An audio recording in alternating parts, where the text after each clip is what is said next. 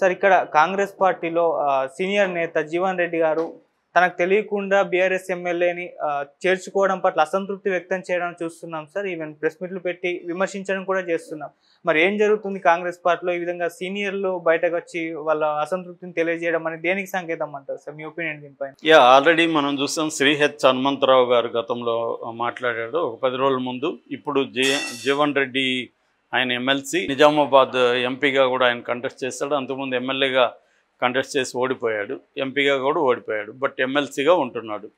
So ఆయన ఇప్పుడు తను రిజైన్ చేస్తున్నాను ఎమ్మెల్సీ కానీ అసెంబ్లీ కార్యదర్శిని కాంటాక్ట్ చేశాడు. అసెంబ్లీ కార్యదర్శి ఏమో ఇది నేను నిర్ణయించేది కాదు, మీరు మండలి చైర్మన్కి చెప్పండి అంటే మండలి చైర్మన్ గుత్తా సుఖేందర్ రెడ్డికి ఆయన తెలియజేశారు. నేను ఇప్పుడు ఊర్లో లేను అని గుత్తా సుఖేందర్ రెడ్డి ఆయనకు తెలియజేశారు.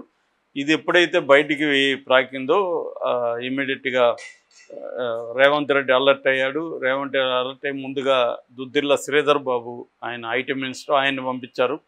సో ఆయన వెళ్ళి చాలాసేపు మాట్లాడారు. ఇట్లా ఏంటి మీ ప్రాబ్లం అంటే ఆయన జీవన్ రెడ్డి చెప్పింది ఏంటంటే జగిత్యాల ఎమ్మెల్యే డాక్టర్ సంజయ్ని బీఆర్ఎస్ నుంచి ఇక్కడ తీసుకున్నారు కాంగ్రెస్లోకి. అట్లాగే బాన్స్వాడ ఎమ్మెల్యే పోచారం శ్రీనివాసరెడ్డిని కూడా తీసుకున్నారు. ముఖ్యంగా జగిత్యాల ఎమ్మెల్యే, నేను ఇక్కడ ఉంటున్నప్పుడు లోకల్గా నేను ఒక సీనియర్ నాయకుడిని కాంగ్రెస్. సో నన్ను కన్సల్ట్ చేయకుండా, నాకు ఒక మాట మాత్రం చెప్పకుండా అతన్ని తీసుకుంటే ఇంకా నేను ఫైట్ చేసుకున్నాం గతంలో. ఇప్పుడు నాకు చెప్పి నాతో మాట్లాడిచ్చి చేస్తే నాకు ఒక గౌరవం ఉండేది. అదేమీ చేయకుండా మీరు ఇలా చేస్తే నాకు బాధేస్తుంది. అందుకని నేను ఈ ప్రభుత్వాన్ని విమర్శించాలంటే నేను ఈ ప్రభుత్వం ఇచ్చిన పదవిని తీసుకోకూడదు, అందుకే పదవికి రిజైన్ చేసి నేను విమర్శించదలుచుకున్నాను అనేది ఆయన చెప్పినట్టుగా తెలుస్తుంది. దాని తర్వాత ఆలోచించమని వీళ్ళు మాట్లాడారు. దాని తర్వాత లోకల్గా విప్పు, అసెంబ్లీ విప్పు అడ్లూరి లక్ష్మణ్ లాంటి వాళ్ళు కూడా ఆయన కలిశారు ప్రభుత్వం తరఫున. అప్పటికి కూడా ఆయన సాటిస్ఫై కావట్లేదు. చివరికి రేవంత్ రెడ్డి సలహాతో డిప్యూటీ సీఎం బట్టి విక్రమార్క వెళ్ళి దాదాపు 1.5 hours ఆయనతో మాట్లాడారు. ఈ లోపల ఇక్కడ ఉన్న ఇన్ఛార్జ్ దీపాదాస్ మున్షి ఆమె కూడా ఆయనకి ఫోన్ చేసింది. ఆమె ప్రజెంట్ ఢిల్లీలో ఉంది. ఫోన్ చేసి ఇట్లా మీరు ఏ నిర్ణయం తీసుకోకండి, రిజైన్ చేయకండి, మీరు సీనియరు, మీ సీనియర్గా మీ సేవలను మేము కాంగ్రెస్ పార్టీ కోరుకుంటుంది, ఇది ఏదో కోఆర్డినేషన్లో ప్రాబ్లం వచ్చింది, మీకు చెప్పకుండా చేయడం కరెక్ట్ కాదు అని చెప్పారు. నేను వచ్చిన తర్వాత మనం కలుద్దాము, కలిసిన తర్వాత మాట్లాడిన తర్వాత మీరు నిర్ణయం తీసుకోండి అని దీపా మున్షి కూడా చెప్పిందని చెప్తున్నారు. అయితే ఆయన ఆర్గ్యుమెంట్ ఎలా ఉందంటే అసలు AICC all India Congress committee ఇలాగా ఎవరైనా ఒక పార్టీ నుంచి ఎన్నికై ఇంకొక పార్టీలో చేరితే వాళ్ళ సభ్యత్వం రద్దయిపోయే విధంగా ఒక చట్టం తీసుకొస్తాము అని హామీ ఇచ్చారు. మరి అలాంటి కాంగ్రెస్ పార్టీలోకి వీళ్ళంతా ఎందుకు చేర్చుకోవాలి? ఆల్రెడీ మనకు 65 మంది ఎమ్మెల్యేలు ఉన్నారు, ఒక సిపిఐ ఎమ్మెల్యే ఉన్నాడు, 66 మంది మన బలం ఉన్నప్పుడు ఇది కంఫర్టబుల్ మెజార్టీ ఉండాల్సింది. 66 మంది సభ్యులు మెజార్టీ ఉన్నారు. సో మనకిప్పుడేం అవసరం, బీఆర్ఎస్ నుంచి మనం ఎందుకు లాక్కోవాలి అనేది ఆయన ప్రశ్నిస్తున్నాడు. యాక్చువల్గా ఆయన ప్రశ్నలో వ్యాలిడిటీ ఉంది. ఎందుకంటే ఇప్పుడు ఒక పార్టీలు నిలబడితే ఆ పార్టీని చూసి ఆ అభ్యర్థి చూసి మనం ఓట్లు వేస్తాం. ఇప్పుడు ఆ పార్టీ వెళ్ళిపోయి అటుపక్క కలిసిపోతే దాని బదులు వాళ్ళకే వేసి ఉండొచ్చు కదా. సో ఇది మేజర్ ప్రాబ్లం ఇవాళ మన దేశంలోనే. అన్ని పార్టీల్లో కూడా గెలిచిన పార్టీలు వాళ్ళకి ఫుల్గా మెజార్టీ ఉన్నా కూడా లాక్కుంటున్నారు. గతంలో ఇక్కడ బీఆర్ఎస్ అదే పని చేస్తుంది. బీఆర్ఎస్కి 88 మంది ఉన్నా కూడా కాంగ్రెస్ వాళ్ళని, తెలుగుదేశం వాళ్ళని, చివరికి సిపిఐ వాళ్ళని కూడా లాగేసుకుంది. సో అది బీఆర్ఎస్ చేసిన ఖచ్చితంగా అది పొరపాటే. అట్లాగే తెలుగుదేశం కూడా 2014 నుంచి 19 అప్పుడు వాళ్ళకి మంచి మెజార్టీ ఉన్నప్పుడు 23 మంది వైసీపీ వాళ్ళని తెలుగుదేశం లాక్కుంది. ఆ తర్వాత జగన్ వస్తే జగన్ నేను అఫ్సల్గా లాక్కొని ఉన్నాడు కానీ 4గురిని పక్కకు తీసి పెట్టాడు. 4గురు వస్తే వాళ్ళని అలా ఉంచాడు బయట, పార్టీలకైతే తీసుకోలేదు. ఆ మేరకు మెచ్చుకోవాలి. సో ఏదేమైనా దేశవ్యాప్తంగా ఇవాళ ఉన్నది ఏంటంటే ఈ పార్టీ ఫిరాయింపులు అనేవి మేజర్ ఇష్యూ అయిపోయింది.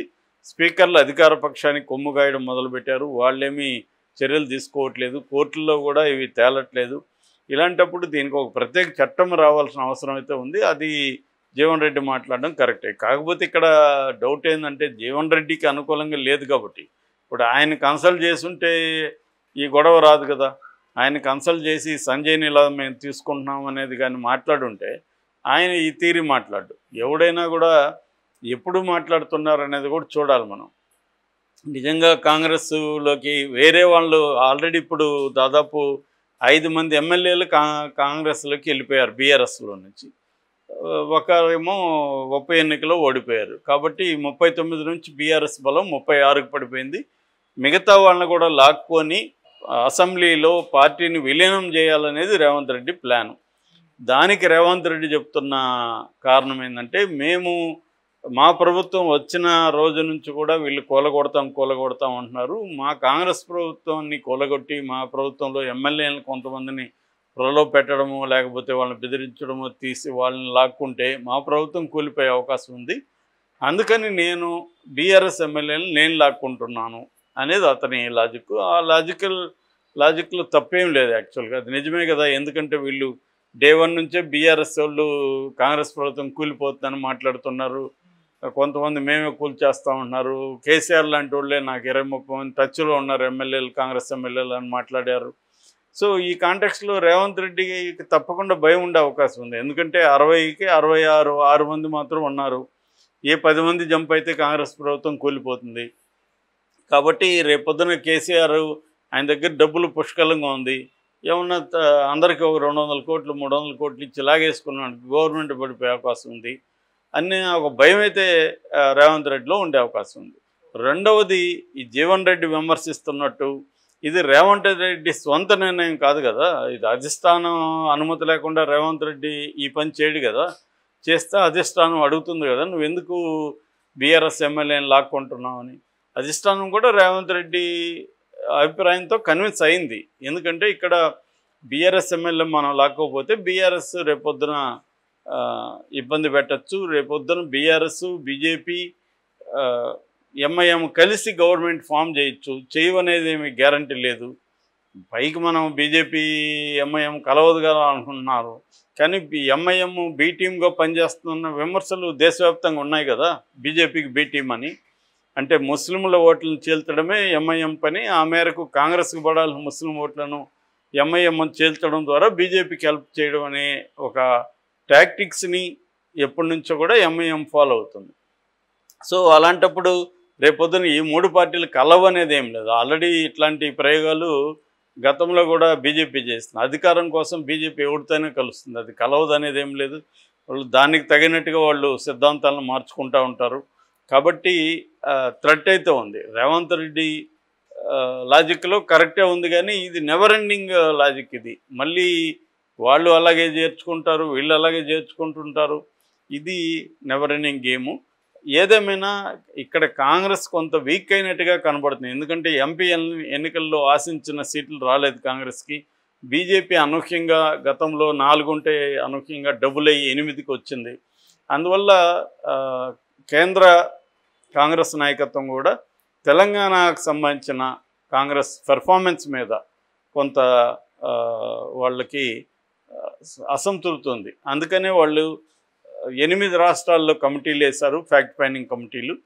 తెలంగాణలో కూడా వాళ్ళు ఫ్యాక్ట్ ఫైండింగ్ కమిటీ వేశారు. కమిటీ వేసి అసలు కాంగ్రెస్ మనం అనుకున్న స్థాయిలో పెర్ఫార్మెన్స్ ఇవ్వలేకపోవడానికి కారణం ఏంటి, బీజేపీ అనూహ్యంగా పుంజుకోవడానికి కారణం ఏంటి, మన వైపు నుంచి ఏం తప్పులు జరిగాయి. రేవంత్ రెడ్డి ఇటు పిసిసి ప్రెసిడెంట్గా ఉన్నాడు, ఇటు సీఎంగా ఉన్నాడు. కాబట్టి ఆయన ప్రధాన బాధ్యత వహించాల్సి ఉంటుంది, ఆయన సమాధానం చెప్పాల్సి ఉంటుంది.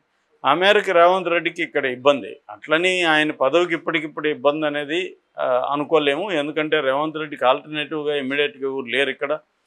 కాబట్టి అదేం జరగకపోవచ్చు, కానీ రేవంత్ రెడ్డి మాత్రం మళ్ళీ ఇప్పుడు వస్తున్న లోకల్ ఎన్నికల్లో ఆయన ప్రూవ్ చేసుకోవాల్సిన అవసరం ఉంటుంది రేవంత్ రెడ్డికి. ఆ మేరకు రేవంత్ రెడ్డి మీద ప్రెజర్ ఉంటుంది, అదైతే వాస్తవం. ఆయన కంఫర్టబుల్గా పనిచేసుకునే పరిస్థితి ఉండదు, ఆయన కంప్లీట్ అధికారాలు రావు. ఇలాగే ఆయన ఇప్పటి వరకు ఆయన ఎలాగైతే ఇక్కడ లోకల్ నాయకత్వాన్ని బ్యాలెన్స్ చేసుకుంటూ వెళ్తున్నాడు, అక్కడ అట్లాగే సెంట్రల్లో ఆయన వాళ్ళకి అనుగుణంగా వెళ్తున్నాడు. ఆ పద్ధతిలో వెళ్ళాల్సిన అవసరం ఉంటుంది. అట్లాగే ఇక్కడ నుంచి ఫండ్స్ని కూడా ఆయన ఆర్గనైజ్ చేసి ఇవ్వాల్సి ఉంటుంది. సో అంతవరకు డేంజర్ అయితే లేదు, కానీ ఇది పెరగకుండా చూసుకోవాలి, అసంతృప్తుల్ని ఆయన పెరగకుండా చూసుకోవాలి.